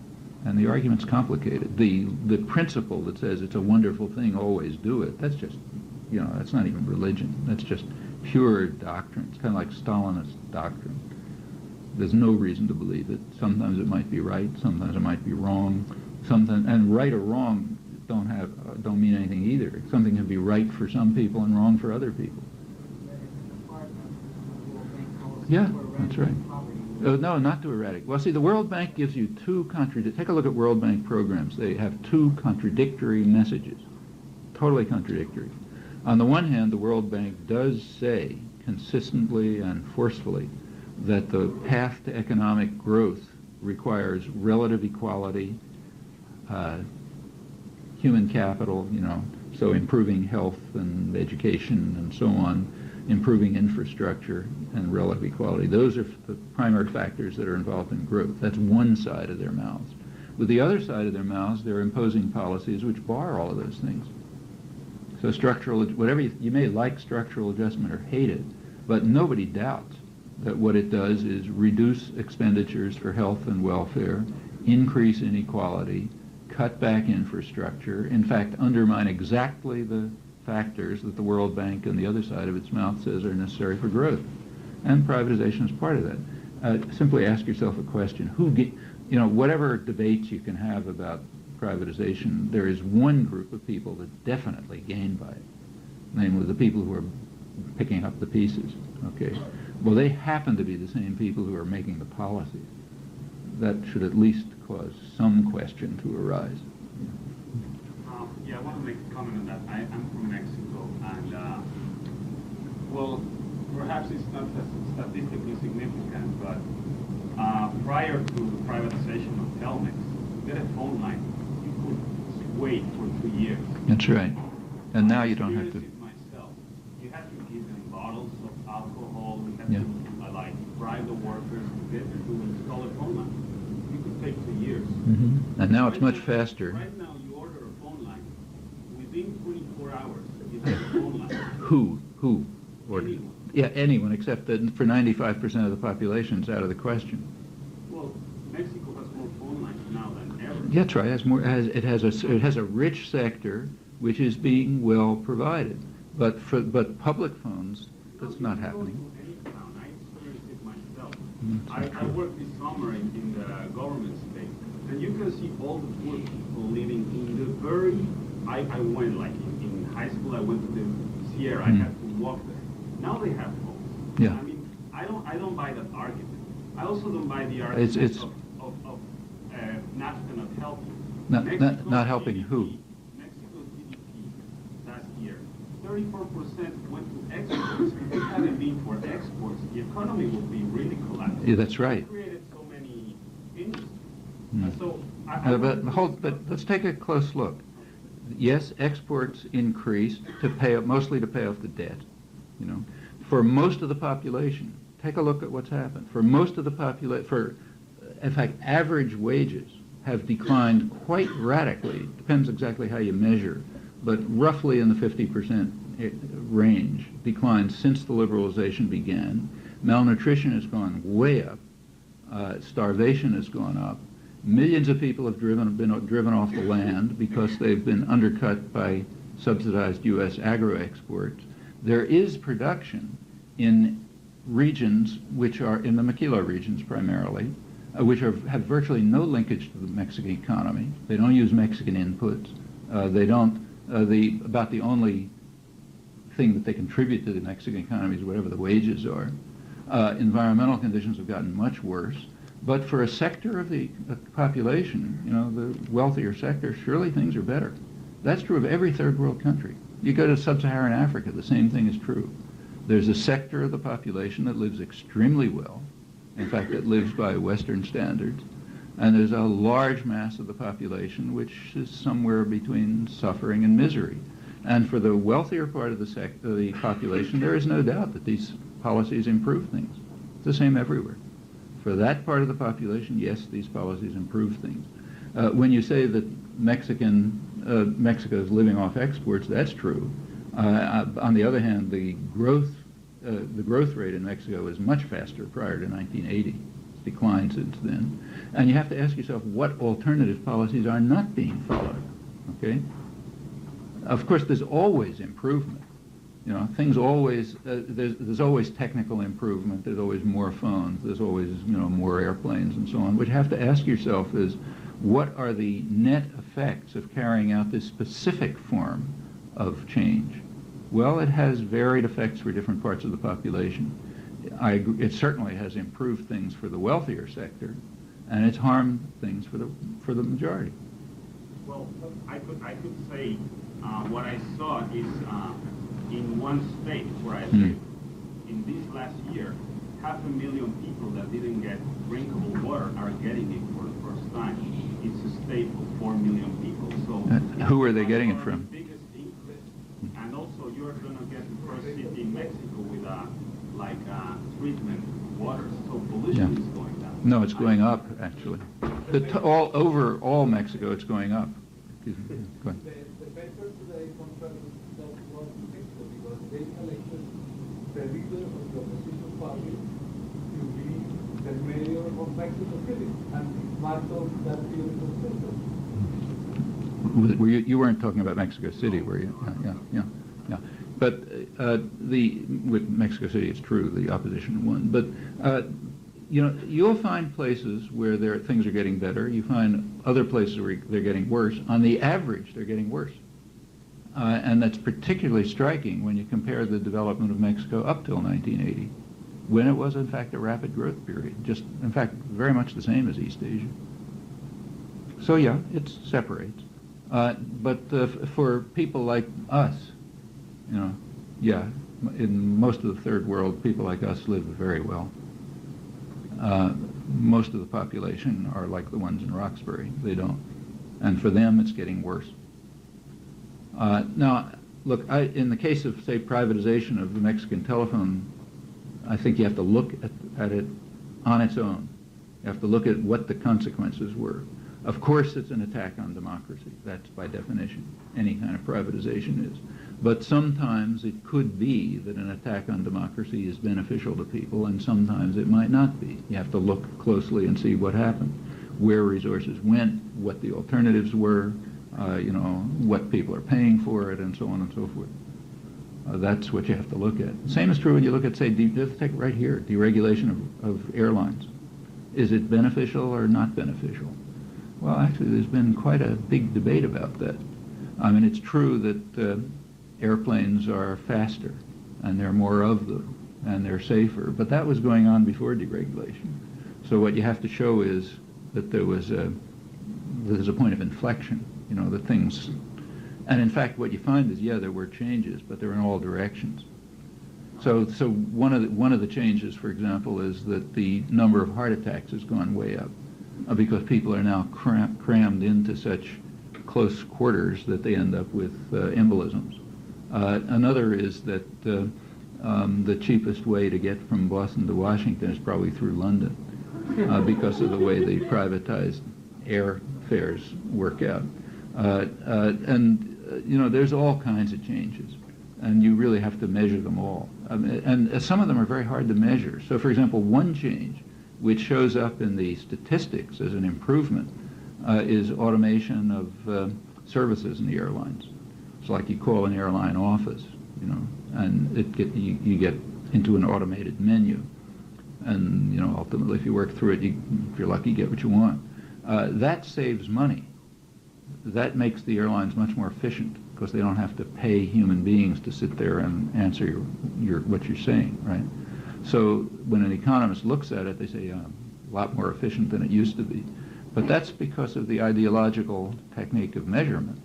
They're not measuring what it costs you, a person who's calling up, to sit there for half an hour while you sort of wait for, to get onto the computer, and then to start pushing the buttons which you don't understand, and they don't have your answer anyway, and so on. Well, that's a cost to a person. The cost to people, to users, is multiplied by the number of users. Well, it could be a substantial cost, maybe small to each person, but huge when you multiply it by the number of users. But it's unmeasured. The only thing that is measured is the increase of efficiency in the airlines, which shows up in their costs. So yeah, it looks good. Well, those are things you really have to take into account, and they're not small. I mean, there have been few attempts to study them. It's not a popular topic. But there have been a few attempts to study, for example, the cost of highway repairs as compared of repair of cars.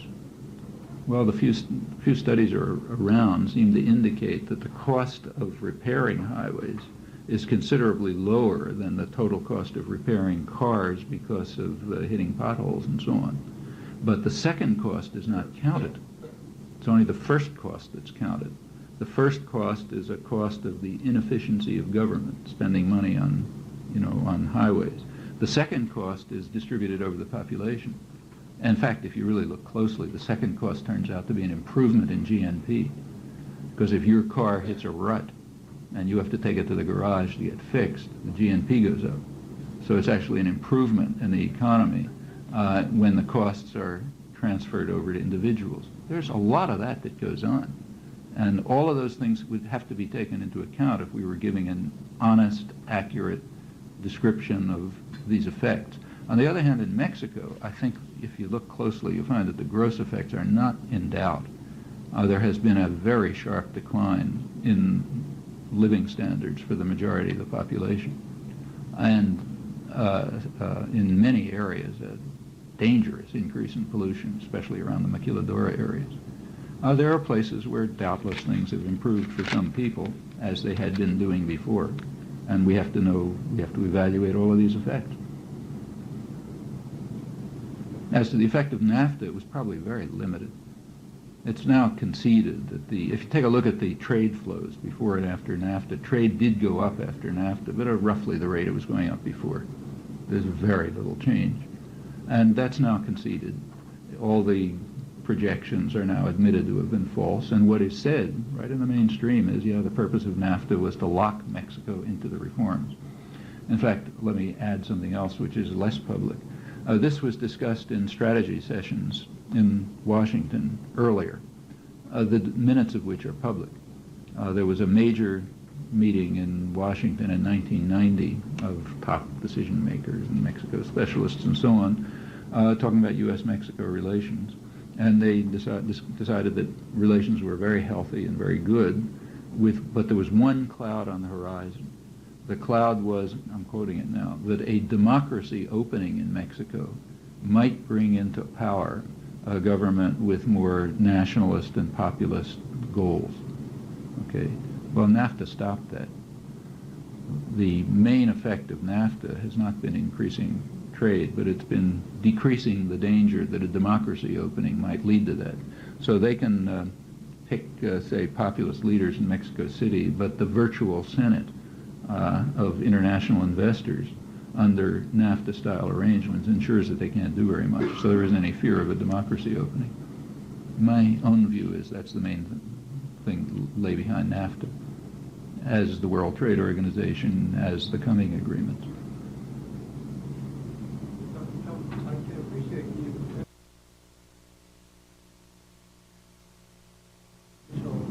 Byproducts of modernity, but if you're doctor's degree with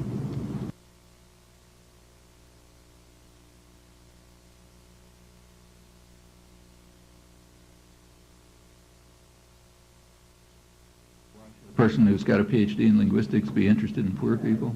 I don't even understand that question. I mean, does taking a degree in linguistics remove your humanity? I mean, no, it does not. I hope not. Yeah. You shouldn't believe me. You should certainly not believe a word I said. That's why I was giving sources. Look them up. Yeah. You shouldn't believe me or anyone else. I would argue that a PhD does often remove your humanity. It may, yeah, but it may, but it shouldn't. Yeah.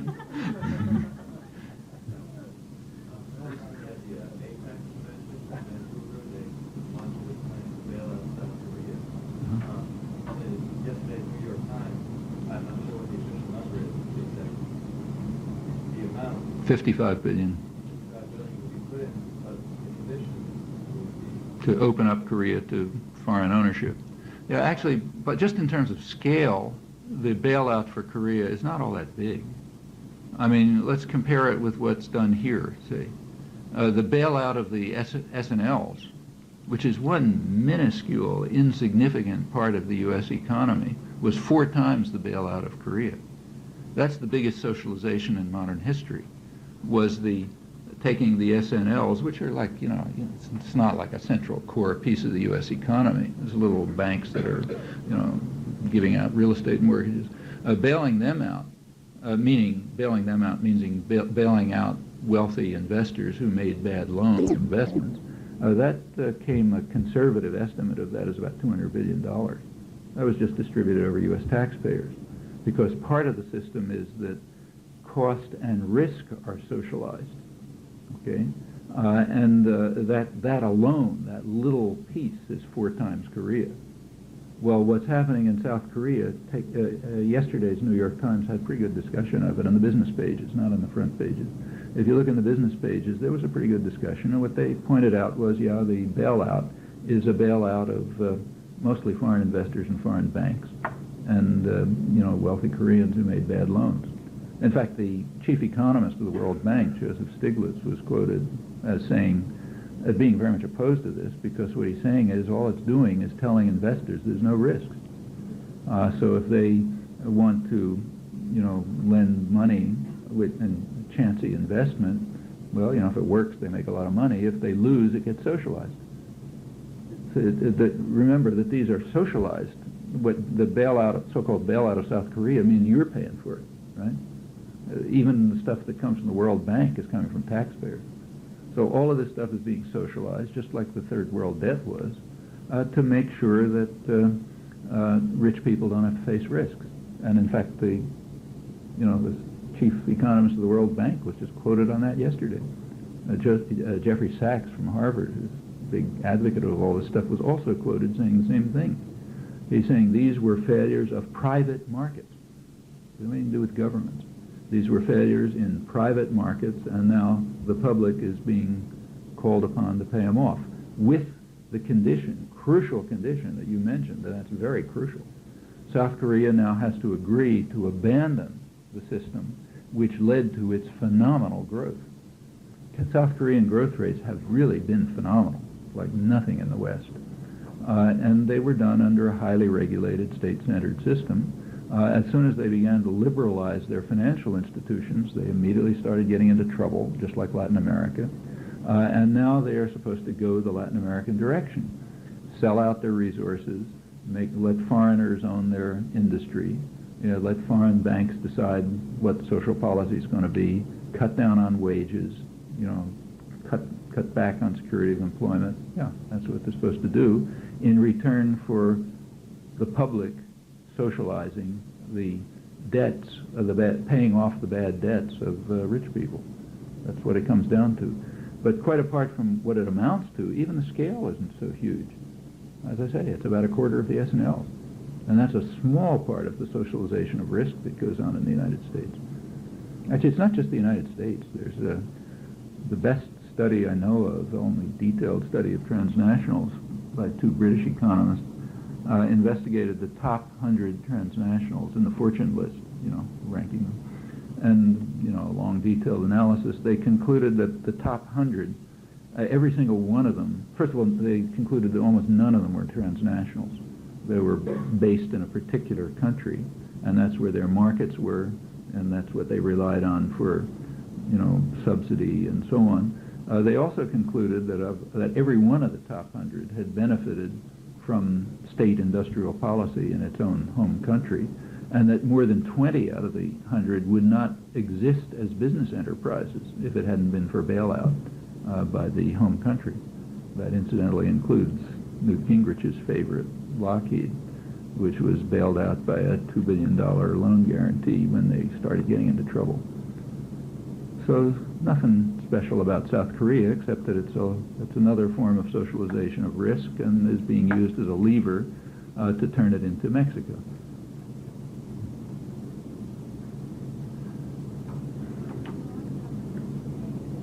Can't hear. Iran?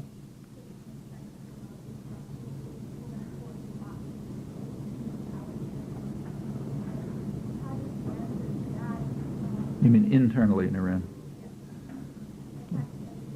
Well, Iran did have a democratic opening back in the early 1950s, and they elected a conservative nationalist government, the Mossadegh government. That was overthrown by a U.S.-British military coup, put into power the Shah, who ruled the country in a very brutal fashion for up till 1979, but incidentally with economic growth. It's another one of those brutal dictators who, for part of the population, was producing substantial growth and modernization. He was considered a great hero in the West. When he was overthrown, well, you got the Khomeini revolution, and which was very dictatorial and religious. I'm sure you're probably Iranian, I guess. Yeah, so 10 times as much about this as me. So there's no point in my talking about it. But that's been somewhat eroding. And I think there's now a lot of unpredictable. Well, you tell me. But my feeling is there's a lot of unpredictable currents going in different directions in Iran, which are opening up the society.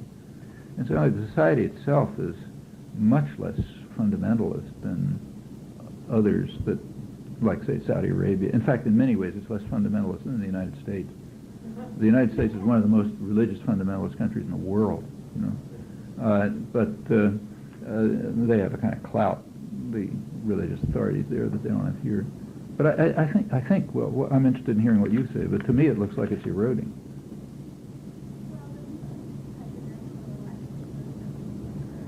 Yeah. But there's just a lot of things happening in the society. There's a lot of cross currents. There's independence. You see people publishing all kind of things you wouldn't believe, and so on. Exactly where Iran's going to fit into the world system is a tricky story. The United States is trying very hard to isolate it, the United States and Israel, but they're alone in that. The United States and Israel are alone in trying to isolate Iran right now, and it doesn't look like they're getting away with it. Other countries are just, breaking the rules. You want to take Freedom. one more? Yeah, one more, and I'm afraid I'm going to leave. Just one more question. Well, maybe you could comment on the Harvard-guided privatization of the former Soviet Union. Well, the system was set up in such a way, and the Soviet Union is the original third world. You know, that goes back to the 15th century. You go back to the 15th century, Eastern and Western Europe were sort of alike, and they started separating. The West began developing, the East became its service area. And the gap between the East and the West grew right up into early this century.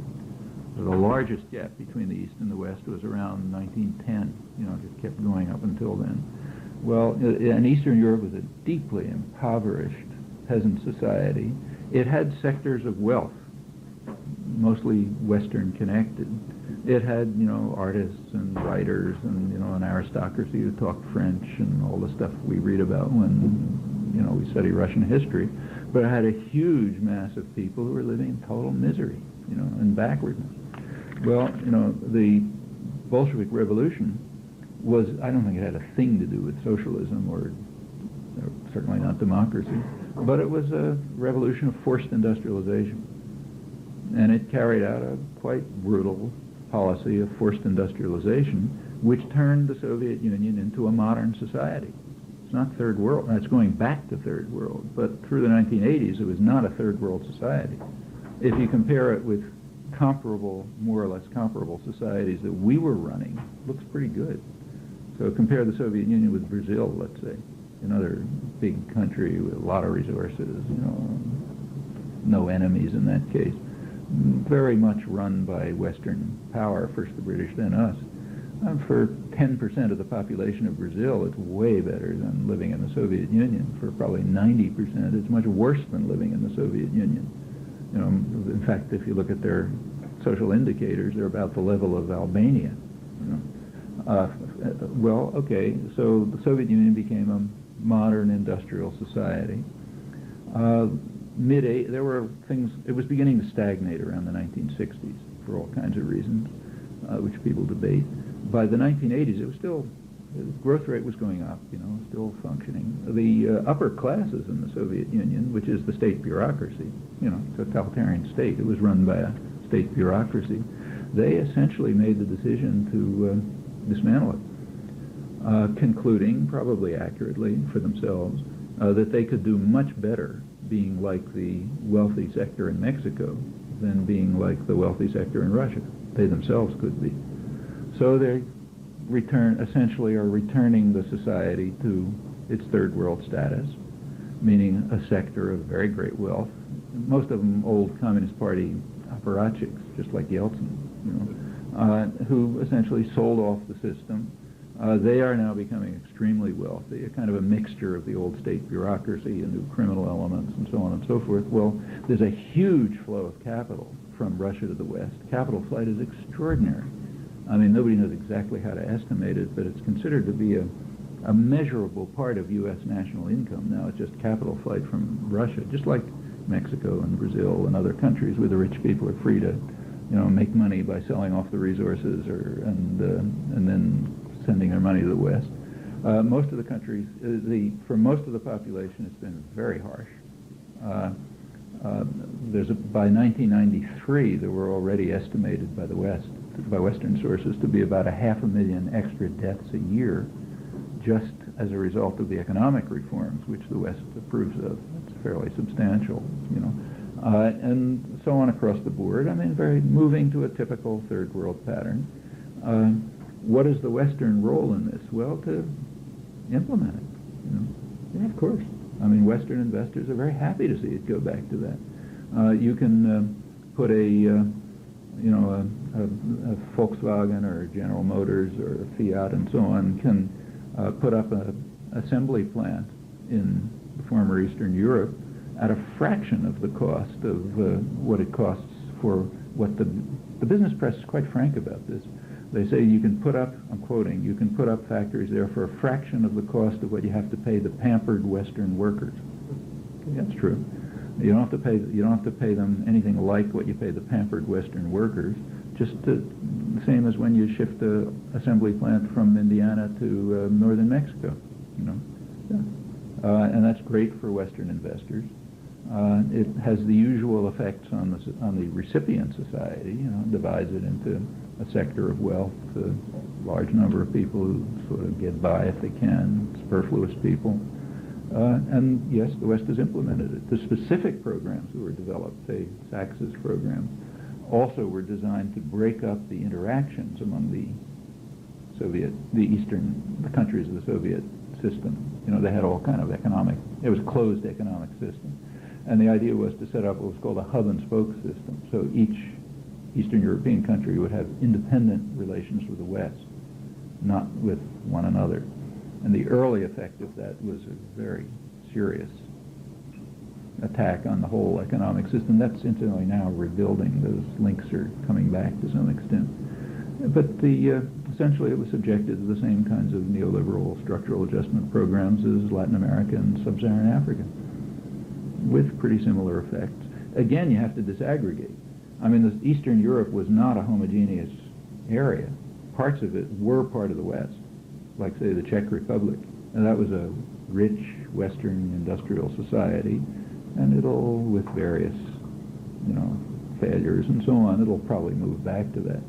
Same's true of Western Poland, which is really part of Germany. Estonia will become part of Finland, a rich industrial society. But by and large, it's more or less restoring what it was before the move towards independence.